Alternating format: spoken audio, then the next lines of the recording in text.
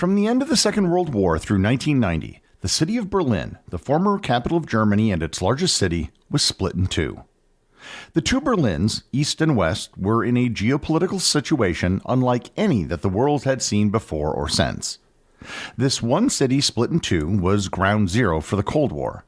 Here, the conflict between East and West was a daily reality for the people who lived on both sides. Learn more about East and West Berlin, how they came to be, and how they came back together on this episode of Everything Everywhere Daily.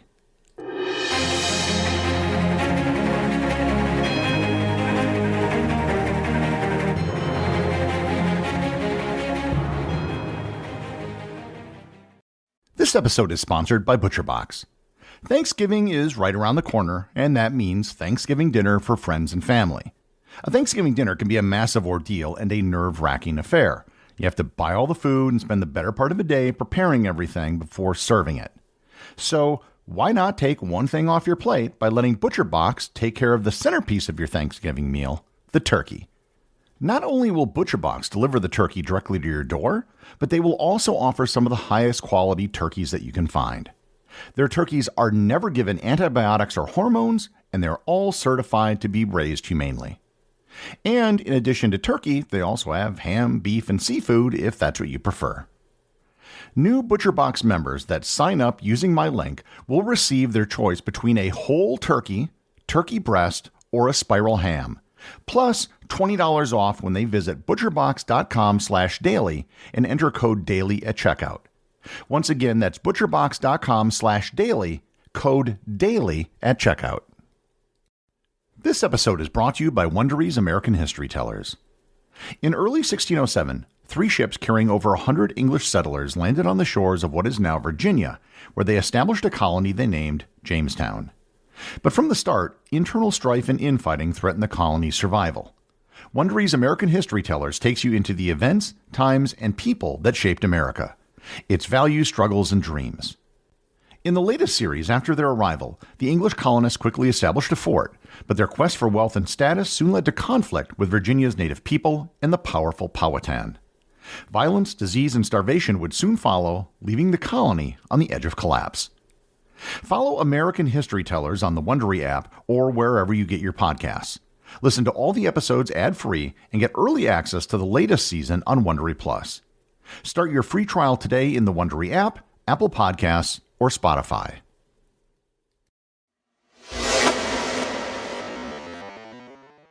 I've previously done episodes that touched on Berlin during the Cold War. I've done episodes on the Berlin Airlift and the Berlin Wall, as well as other episodes that have touched on Berlin during this period. In this episode, I want to focus on the city itself, its unique situation during the Cold War, and how it came to be. Berlin's origins date back to the 13th century when it was founded as a small settlement on the banks of the River Spree. It gradually grew in importance, particularly in the 17th century when it became the capital of the Margraviate of Brandenburg and later the Kingdom of Prussia. Berlin's significance as a cultural, political, and economic hub continued to grow, especially during the 19th and early 20th centuries, as Germany became unified under Prussian leadership in 1871. This period saw Berlin transformed into a vibrant metropolis known for its artistic and intellectual vitality. Berlin grew in importance and in size throughout the 20th century, as it was the German capital during both World Wars. The division of Berlin originated before the end of the war with the London Protocol of September 1944. The London Protocol was an agreement amongst the Allies, specifically the United States, the United Kingdom, and the Soviet Union, concerning the post-World War II occupation of Germany. Drafted during a series of conferences in London, the protocol established the division of Germany into 3 occupational zones, each managed by one of the major Allied powers. Additionally, it specified that Berlin, despite being located deep within the Soviet zone, would be jointly occupied by the Allied powers, each controlling a separate sector of the city. The terms of the protocol with regards to Berlin were confirmed after the war at the Potsdam Conference in August of 1945, except that it added France to the division of Berlin and gave them a sector of the city to control. The result of the Potsdam Conference was a communiqué issued by the Allies, not any sort of formal treaty. It was more of a recognition of the reality on the ground. The occupation and division of Berlin into sectors controlled by the various Allies was intended to be a short-term situation. The original intent was for the whole city to be administered jointly by the 4 Allied countries in a committee known as the Allied Kommandatur. This was to be a subordinate group to the Allied Control Council, which served a similar role for all of Germany. Under the terms agreed upon at the Potsdam Conference, the French, British, and American sectors of Berlin would all have access to their respective sectors of Germany by road, rail, and air. Whatever goodwill existed between the Allies soon began to fall apart as it became clear that the Soviets had very different plans for their areas of occupation. The disagreements between the Soviets and the Americans, British, and French came to a head when the western zones of Germany introduced a new currency called the Deutsche Mark. The Soviets viewed this as an attempt by the Western powers to wrest economic control from the Soviets. They attempted to force the Western powers to abandon their sectors of Berlin by putting a blockade on West Berlin. Beginning on June 24, 1948, all rail, road, and canal access to West Berlin was closed, and all electricity was cut off. The only way in or out of Berlin was via the air. So, the British and Americans conducted a massive airlift to bring food, supplies, and fuel into West Berlin. During the blockade, the Soviets removed all of the city officials in Berlin. This resulted in the western sectors electing their own parliament and eventually their own mayor. I've done an entire episode on the Berlin airlift, but suffice it to say that the British and Americans didn't give up and abandon their sectors of Berlin. Instead, on May 12, 1949, the Soviets gave up on their blockade. Just 2 weeks later, the nation of West Germany was formed out of the combined British, French, and American zones of Germany. One thing that most people, including many Germans, do not realize is that West Berlin was never formally a part of West Germany. For the entirety of its existence, it was technically still under military occupation. The reason for the confusion is that while it was technically separate, there was a great deal of cooperation between West Germany and West Berlin, and for all practical purposes, West Berlin acted as if it were part of West Germany. Article 127 of the Basic Law of the Federal German Republic stipulated that all federal laws extended to Greater Berlin. In West Berlin, the city established its own constitution in 1950, which declared West Berlin to be a state of West Germany, and that West Berlin was subject to the basic laws that were considered superior to those of the city. Despite both sides agreeing that they were part of the same country, people in West Berlin could not vote in West German federal elections. Instead, they had 4 non-voting representatives in the West German Bundesrat. Because West Berlin was not technically part of West Germany, citizens of West Berlin were exempt from mandatory military service, and this made West Berlin a destination for those wanting to avoid military conscription. Citizens of West Berlin were given West German passports, but they couldn't use them to enter East Berlin or East Germany because they didn't recognize West Berlin as being part of West Germany. In East Berlin, there was a similar odd situation. When East Germany was declared a country in 1949, it claimed Berlin as its capital.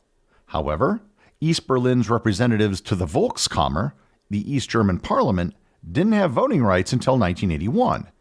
Not that it really mattered, because the Volkskammer was really just a rubber stamp body. The Western Allies never recognized East Berlin as the capital of East Germany. They only recognized the Soviet occupying authority, which was the agreement that they signed after the war. Throughout the 1950s, as the Cold War intensified, West Berlin was a thorn in the side of the Soviets. The economy in East Berlin and East Germany as a whole was stagnating. Many of its citizens were disillusioned with the communist regime. Berlin became an escape route for East Germans wishing to flee to the West. Between 1949 and 1961, it's estimated that around 2.5 million East Germans, about 15% of the population, fled to the West, with many using West Berlin as their transit point. This massive emigration included a disproportionate number of young and educated people and severely impacted the East German workforce and economy. During this period, travel between East and West Berlin was supposed to be conducted via checkpoints, and eventually most were closed to East Berliners. However, it was still pretty easy to get from East to West Berlin if you really wanted to. The problem with West Berlin was that everything was very visible to the people in East Berlin. everywhere else in the communist bloc, regular people couldn't verify for themselves if the propaganda they were told was true. In East Berlin, everyone could see just how much better life was in West Berlin. The powers that be couldn't hide it, and to make it worse, West Berlin was a giant loophole for anyone who wanted to escape the system. The loss of citizens was a significant embarrassment to the East German government and the Soviet Union, as it was a clear repudiation of the socialist regime. The Soviet response was to build a wall around West Berlin. In the early hours of August 13, 1961, East German troops, with the support of Soviet forces, began to roll out barbed wire and erect barriers between East and West Berlin. The initial makeshift barriers eventually became a fortified concrete wall that completely encircled West Berlin, effectively sealing off the escape route for East Germans. The wall was supplemented by guard towers, anti-vehicle trenches, and a wide area known as the Death Strip, which was cleared of cover and monitored by soldiers to prevent escapees. The erection of the Berlin Wall fundamentally changed the city. Prior to the construction of the wall, interactions between the eastern and western parts of the city were limited and controlled. After the construction of the wall, interactions fell close to zero. The wall was to keep East Germans out of West Berlin. It was actually still possible for West Berliners to travel to West Germany by land. There were roads that could be taken from West Berlin to West Germany, although it did require documentation and border checks. Likewise, some trains that were closed to East Germans ran from West Berlin to West Germany. The Berlin Wall ended up becoming the symbol of the Cold War. Over the next several decades, defections from east to west plummeted. Approximately 5,000 people managed to make it over, under, or around the wall to West Berlin. It's believed several hundred people were killed trying to flee to the west. By the mid-1980s, the Soviet Union was facing significant economic challenges. Soviet leader Mikhail Gorbachev introduced the policies of glasnost, or openness, and perestroika, or restructuring, to reform the economy and make the system more transparent and open. These policies signaled a shift in Soviet attitudes towards control over Eastern Europe, suggesting a move away from strict intervention in the affairs of satellite states. In Poland, the Solidarity movement, a trade union and reformist movement, gained significant traction and political power, challenging the communist government. In 1989, Hungary began dismantling its border fence with Austria, creating a gap in the Iron Curtain. This allowed East Germans who could travel more easily to Hungary an escape route to the west. Thousands of East Germans fled to the west via Hungary, escalating the crisis for East Germany. Throughout 1989, East Germany witnessed a wave of protests, initially sparked by the rigging of local elections in May. These protests grew in size and scope, especially in cities like Leipzig and Dresden. The demonstrations were largely peaceful and called for greater freedoms and reform of the East German government. In response to the mounting pressure, Erich Honecker, the leader of East Germany who had been in power since 1971, was forced to resign in October of 1989. On November 9, 1989, an East German government spokesperson, Günter Schabowski, mistakenly announced during a press conference that East Germans would be allowed to cross into West Berlin immediately. This announcement was premature and unintended, but it led to thousands of East Germans rushing to the wall, overwhelming the border guards who, unprepared and unsure, eventually just opened the gates. The scenes of jubilation that followed, with East and West Germans celebrating together, hammering at the wall, and crossing freely, were broadcast around the world, symbolizing the effective end of the Cold War. This moment wasn't just about the physical demolition of the wall, but also a metaphorical lifting of the Iron Curtain. Within a year, on October 3, 1990, Germany had unified. For several months before reunification, officials from both East and West Berlin had met to prepare the city for the transition. On December 2, 1990, the first citywide election took place, with the newly elected city administration taking office on January 24, 1991. As part of the reunification agreement, Berlin was once again selected as the country's capital. While it was the official capital, there was debate about moving the West German government offices to Berlin from Bonn. There were suggestions for adopting a Netherlands-type arrangement where one city, Amsterdam, was the capital, and another city, The Hague, was the seat of government. The resolution to move the government to Berlin was only passed with 51.5% of the vote. I mentioned earlier that technically Berlin was never part of West Germany. This technicality had to be resolved before the city could be reunified. The four World War II powers, the United States, Great Britain, France, and the Soviet Union, plus representatives from East and West Germany, attended what became known as the 4+2 Conference in Moscow. On September 12, 1990, all four nations that controlled Berlin sectors signed a treaty that renounced all claims and control in Berlin.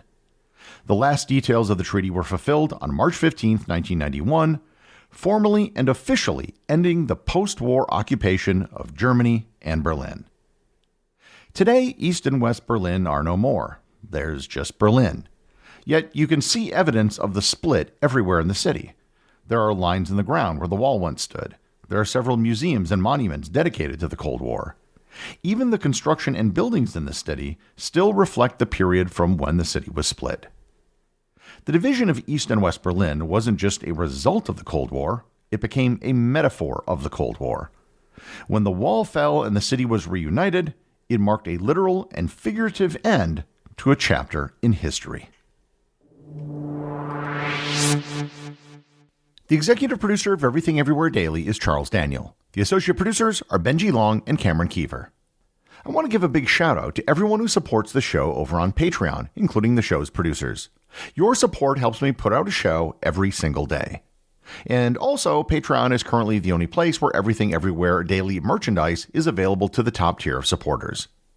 If you'd like to talk to other listeners of the show and members of the Completionist Club, you can join the Everything Everywhere Daily Facebook group or Discord server.